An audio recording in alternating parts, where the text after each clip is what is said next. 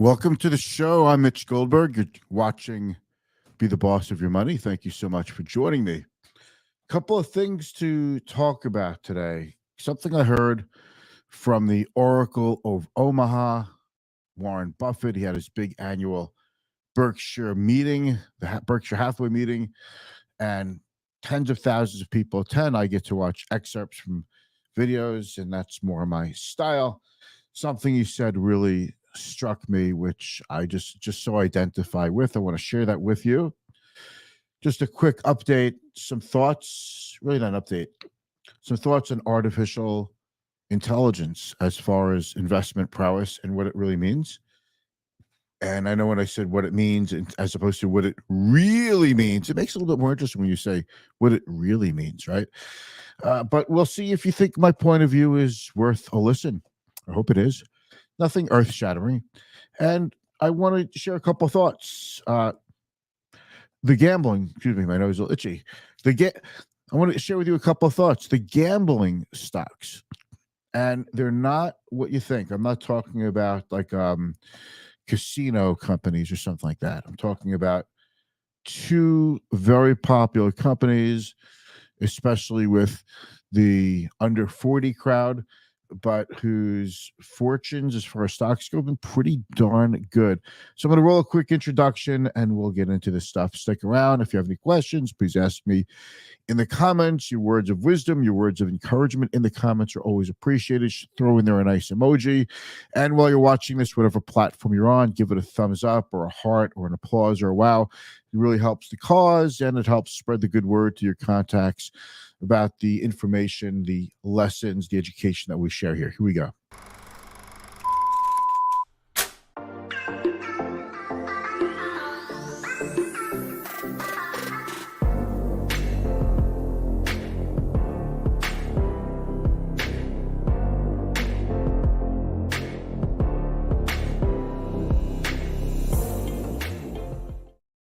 All right, welcome back. All right, so let's get into the Warren Buffett thing first, the Oracle of Omaha.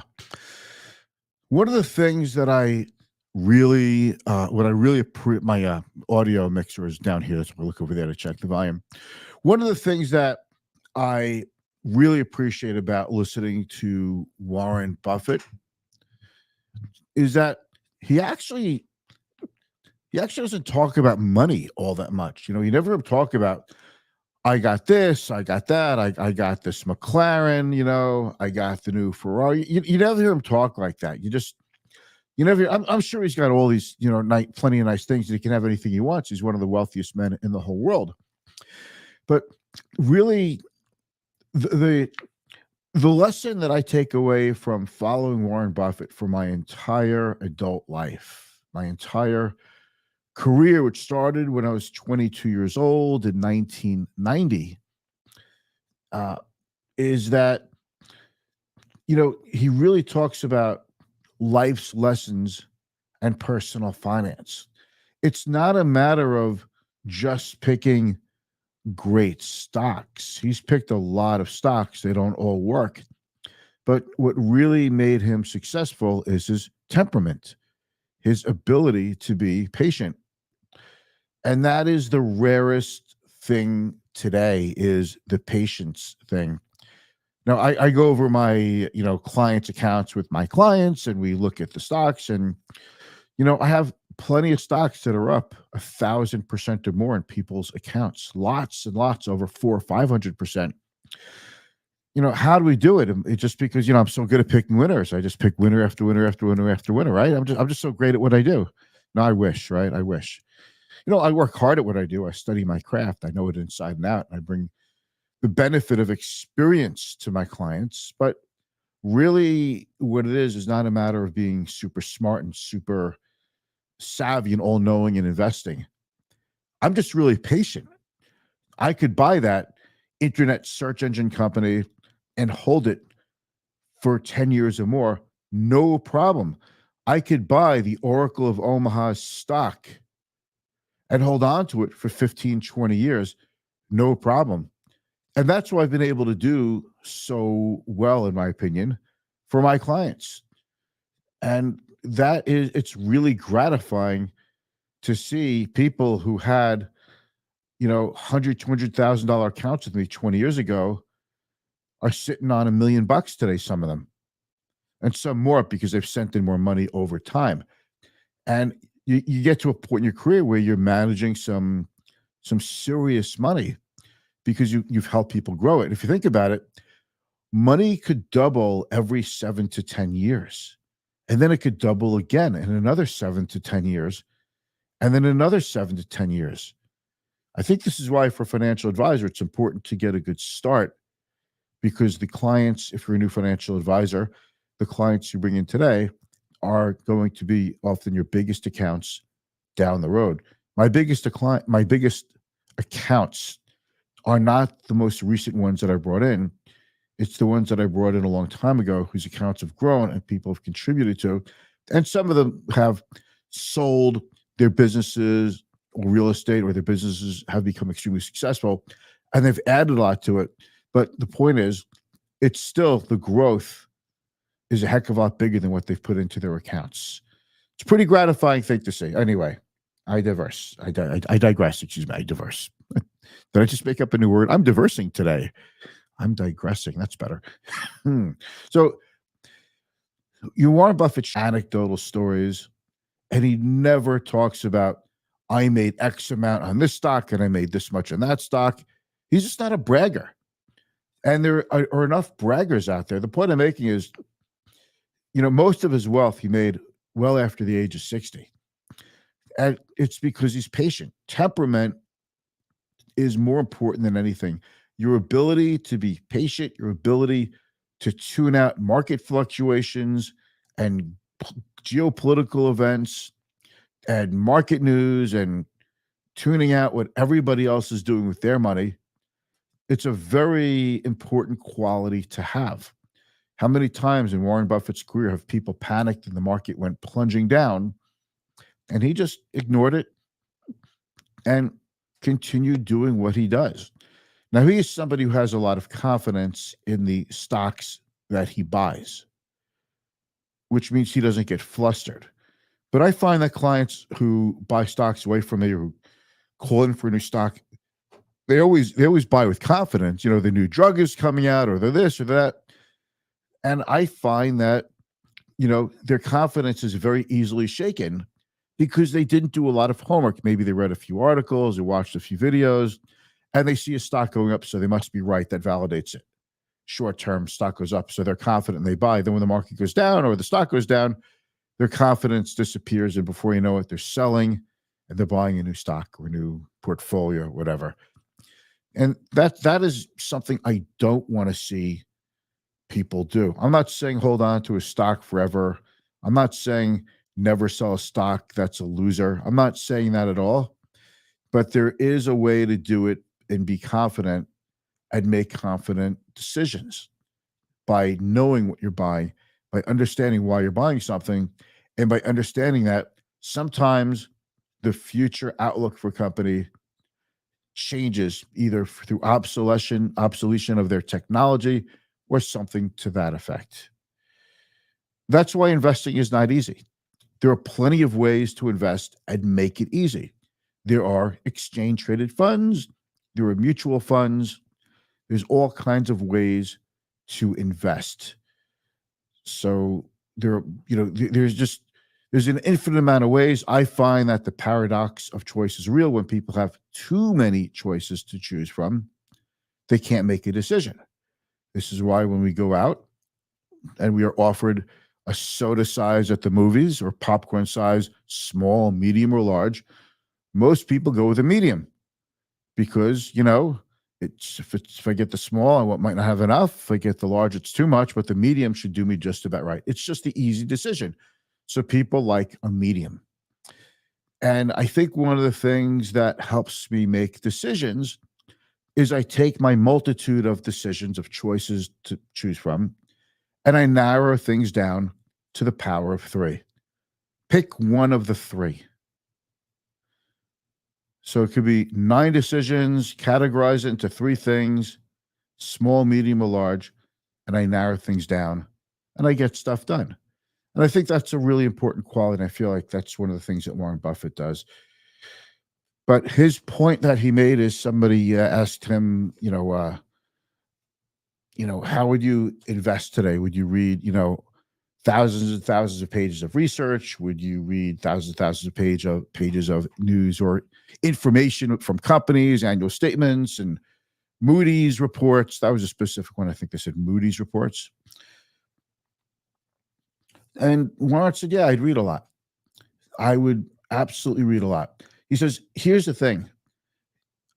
He said he made a lot of money in railroad stocks early on in his career. That was his big thing, railroad stocks. And I'm not saying it was the only thing. I'm not saying that. I'm saying it was a big thing because, 70 years ago, there were a lot of railroad stocks. Today, the industry's consolidated, just like the automobile industry and the telephone industry, right? So a lot of consolidation. But he knew about this stuff. He read about this stuff because he knew that that's what he was interested in. So what he said to this person who asked the question, he says, you have to learn. You don't have to do it the way I did it, but you have to love what you do. You have to love the topic, not love the money. Now, a whole crop of industries, basically Wall Street, investment bankers, analysts, especially hedge funds, they've come in because they love the money. They want to make the money, and they're looking through filters to filter out different companies and bonds and any other asset that they could get their hands on and say, what about this can make us money? How do we trade it used to be the Italian lira versus the Deutsche Mark versus the dollar, for example? Like, how do we see a pattern and make money on it? And Warren Buffett's thing was, forget all that. Learn about what you want to learn about. He said, I've met many great chess players and many great bridge players that made really good decisions in their arena because that's what they focused on. That's what they were really interested in. They may have made bad decisions in other areas where they weren't an expert, but people become very specialized, or people could become very specialized in something they love. He loved learning about railroads, railroad stocks, something it was fascinating to him. And that's what I think about the whole stock market. If you don't have a particular love for a particular industry, a particular sector, a particular kind of stock, and you don't really love it, then maybe individual stocks just aren't for you. Maybe you love a process. Like, I don't care about the stock, so I just want to invest in index funds. By the way, you cannot invest directly into an index like the S&P 500 with the Dow Jones Industrial Average, but you could invest into a security that tracks your membership index. Maybe you love the personal finance process. You love learning about, how you could grow your assets by investing every month into your 401k plan, and how you could dollar cost average, and how you could do things to save money on insurance, how you could do things to save money on healthcare. Maybe that's more important to you. But in my experience, and I want to really bring this point home, in my experience, working with clients, retail clients for my entire career, I mean, you think, duh, well, what would a financial advisor do? And a lot of people work with institutional investors or banks or hedge funds. I've been working with individual retail clients, people like us, for 34 years now. And I could tell you the defining line between what I think is a successful investor, someone who could afford to retire and live very comfortably in retirement, versus somebody who even made a ton of money but doesn't really have much money when they get to retirement. It's not a matter of investment prowess or a matter of picking better stocks or a matter of being smarter. It's a matter of temperament. It's a matter of following the personal finance process. Warren Buffett's different because he owns an insurance company called Berkshire Hathaway, and he collects insurance premiums every month, and he invests that money. That's what an insurance company, that's part of what an insurance company does. It invests money. So he's always having money coming in to invest. You can do the same thing with your 401k, but you're not maybe taking in so much money that you could pick and choose individual companies, but you could do the process. Investing in mutual funds, whatever options are available to you in your 401k, for example. You don't need a 401k to invest. You can invest in an individual account too. But But that's the process I want to pass to you. I want to encourage. It's not a matter of picking the best stocks. Warren Buffett did not know he was picking the best stocks. He picked what he thought were good companies, you know, uh, probably okay values. Some of them probably a little bit more expensive than he would have wanted.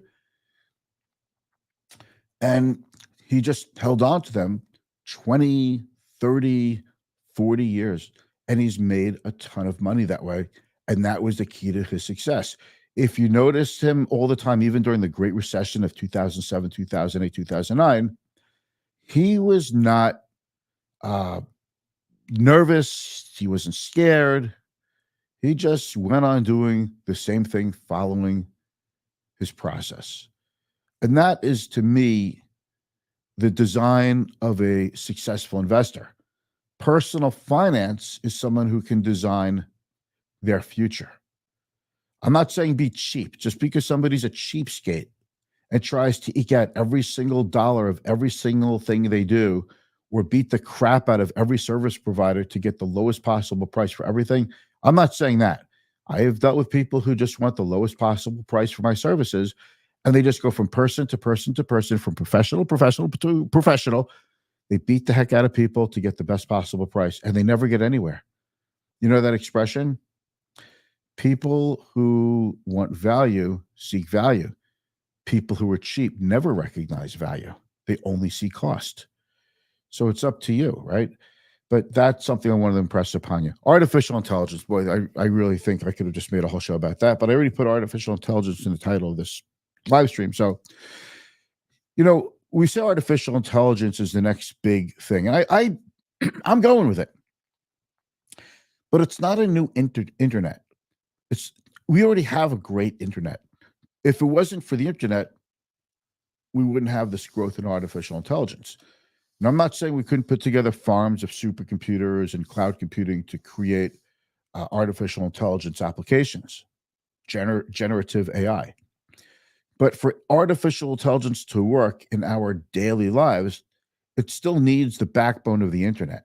So to me, artificial intelligence is being built on the internet we already have. It's just that the internet has gotten so good and so fast and so large with so much information floating around that artificial intelligence is able to collect data on a massive scale, collate it on a massive scale, and spit out results from queries on a massive scale. And it's getting faster and faster. So is artificial intelligence better search engine optimization? Is artificial intelligence better to serve us consumers more targeted ads? Will it figure something out? I'm hard pressed to find a way right now, this second, that artificial intelligence has made my life much better. Now, granted, search engine, Google, Facebook, these are all algorithms, which all is part of artificial intelligence. Without algorithms, you don't have artificial intelligence. But I'm not really sure I see as at this point, the greatest applications in the world other than what we already have. And we have great applications. Don't get me wrong. I'm not doubting artificial intelligence. The stocks I talk about all the time. If you're a client of mine, the stocks I'm recommending, and there's some pretty big heavyweight artificial intelligence stocks in my list of stocks. And if you want to talk about that list, you're welcome to call me. So I'm not a doubter, but I think the hype around the stocks, around the stock market and in the investor community has gone ahead of the applications that are being delivered. Right now, Facebook and Google and Amazon, they're all investing massively. Microsoft, they're all investing massively in generative AI. They're buying the chips. They're either manufacturing or buying the software to create artificial intelligence applications. And one day it's going to be obvious that an application, and one day it's going to be obvious that an artificial intelligence application is obviously artificial intelligence. Like you could see a generated famous person on TV saying something totally off from what they normally would say, and that's artificial intelligence. But maybe that's for entertainment purposes or more nefarious purposes. But we haven't seen something jump off at us that is truly, truly artificial intelligence as far as I can tell. Now, we do have artificial intelligence and it does impact our lives every day. But this is the stuff that's built on slowly application on top of application on top of application. Like when you say we hit press 1 for a certain person on the phone, or press 2 for security, press 3 for help desk, or press 4 for operations. I'm talking about my own little world. That does have something to do with artificial intelligence in terms of directing calls and how many times people start pressing the 0 button. Artificial intelligence will tell you that somebody's pissed off. But right now, artificial intelligence is really just an extraordinarily elaborate decision tree. But as far as generative AI actually doing something for me besides me making a query on the internet and then artificial intelligence gathering all the data from the internet to make you an answer, well, that's glorified search, in my opinion. And we have that. And maybe you can write a nice letter through artificial intelligence. But it's going to be a longer time to see the applications. Just beware that the hype, in my opinion, has grown a lot faster than the actual industry. But if you love it and you want to research the companies in it, then that's fine. As Warren Buffett says, really jump into artificial intelligence because you find it interesting and you love it. Because if you don't, if you're just in it for the money, you might not be able to stick with it when things go awry. Remember, the year before last year, 2022, NVIDIA was cut in half before it became the biggest stock market winner ever. Like, not ever, but one of the biggest winners last year. And I think it was the biggest winner in the S&P 500 last year as well. If not the biggest, it was the second biggest, but I'm pretty sure it was the biggest. And let's talk about one last thing, and that is gambling. One of the things that artificial intelligence is doing for us is it's using the same social media engineering to keep us on Facebook and other applications. It's doing the same thing with Coinbase, DraftKings. So to me, DraftKings is a really fun tool. And I have so many friends who have DraftKings accounts. And they say it's making sports, which they love, even more fun because it's more social than ever. And they're betting, right? It's legalized betting through a website. What's the difference between that and Coinbase, which is right here? They're both up 25, 30% for the year. They're both considered pricey stocks, but growth stocks. This isn't a buy or sell recommendation on these. But what I'm saying to you is, I guess I'm saying to you, I'm not really sure I have like a direct point on these things, except that it's fun. There's a lot of danger in creating gamblers. I mean, Coinbase is not, in my opinion, an investing website. I don't think Schwab or E-Trade or Ameritrade are about investing either. I think they're about getting you to do more and more trades. And when you mess up, you're always close. You just need one more lesson, one more piece of information. You just you learn from your trades, from your mistakes, and now they're going to apply it. You just need to try one more time and one more time. It's the same thing with gambling, because that is gambling. Just the next time I'll get it right. When we always know that the difference between gambling and investing is that the longer you gamble, the lower your odds, and investing, the longer you invest, the higher your odds. That's the difference between gambling and investing. So where does artificial intelligence take us? I hope there's a lot of good applications for it. But so far, to me, outside of social engineering for web-based companies to get you to look at them, I'm having a tough time seeing all the other places. Frosted Flakes is still Frosted Flakes. Milk is still milk. I'm not really sure how artificial intelligence is changing the true fundamentals of my life. I think it will, and I'm sticking with it as an investment theme. But damn it, I'll tell you this. I've seen other investment themes like the internet, which proved to be much bigger than anybody could have thought of. but it didn't mean that the investment theme worked. So you're probably thinking I'm against artificial intelligence and investing in companies exposed to artificial intelligence. No, I'm not. I'm just saying that eventually we're going to get carried away. I don't know when that is. It could be 5 or 10 years from now. But I know when the internet bubble popped in 2000, nobody thought it could happen that soon. Because the internet investing started around 1994 when Netscape went public. And that was it. People had to own the internet. It only took 6 years for the meteoric rise and then the meteoric fall. And artificial intelligence, to me, is growing even faster as far as an industry, as far as the technology, and as far as an investment theme. So please don't put all your eggs in one artificial intelligence basket. Does that make sense? All right, that's my opinion. If you have any questions about this, you know where to reach me, and I will be back tomorrow. Thank you.